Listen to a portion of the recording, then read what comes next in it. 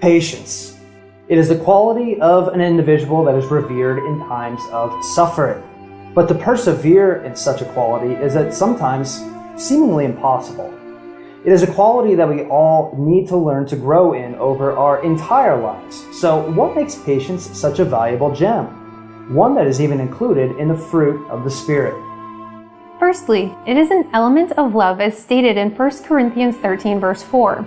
If you read the following passages, you will see love as many things, but the first thing to find in love is patience. Patience is not only something we can consider spiritual, but it is also pragmatic in our daily lives, in all circumstances, whether we are being persecuted for our faith or waiting in line at a convenience store.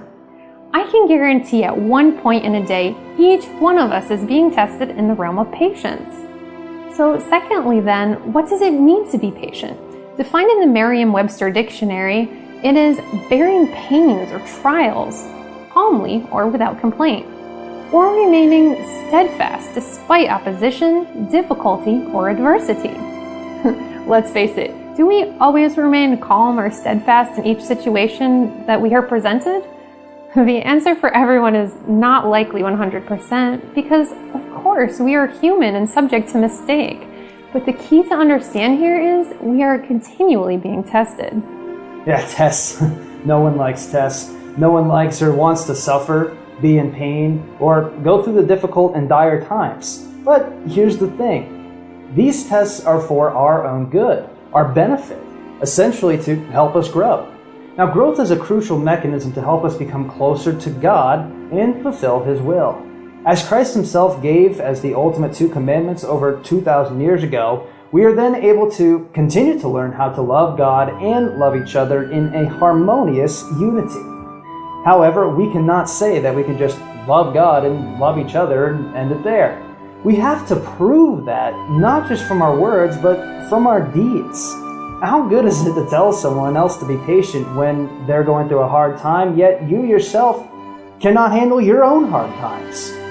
Well, James chapter 2, verses 14 through 26 corroborates the principle that our deeds reveal the outward reflection of our inward faith, which not only helps us to further build our own faith, but the faith of others. Now, your faith is like laying the bricks over time, and the deeds are the mortar that holds those bricks together in order to have the foundation necessary to construct your actions out of the good fruits that you will bear when you pass those tests. And practicing those fruits, such as patience, will ensure that every situation is handled to produce good fruits and adhere to the commandments.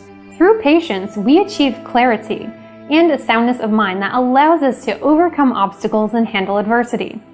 Look at the patience of God. As we examine the Bible, we see numerous examples throughout history of His patience towards humanity.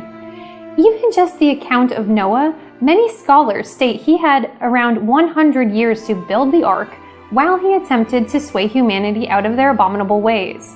100 years is like an entire lifetime for most now. Think about that kind of patience. We can see in that patience the element of love and salvation shining brightly through, because without God's patience, all would have been blotted out. So take a deep look into your own life and reflect on those situations where you perhaps should have been a little more patient. Ask yourself, was it worth getting upset or aggravated over? Did it happen to make a situation worse or hurt others in the process? Not only is this something that directly affects you, but those around you. Think about this. If we are not able to handle simple situations here and now, will God give us more responsibility in this lifetime, or especially in the new kingdom to come? We need to be the change or example to others, so challenge yourself to practice patience and ask God for help in those areas of being patient. You may find in doing that, you are able to assess a situation with a clear mind, and with that, the calm that will give you greater patience in situations in the future. Now, it might seem like in any situation which presents tension or adversity, that knee-jerk reaction is more pleasurable. But the real test is found in patience. Ephesians 4:2 tells us that patience is a primary aspect of unity, and although difficult to achieve, it is certainly the more gratifying path. So, we encourage all to choose the higher path.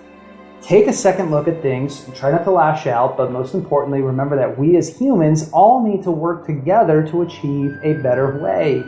And try not to judge others too hastily because we're all going through tests. So if we choose to be patient with one another and grow in our patience, we will take a big step forward towards honoring the commandments to love God and love each other.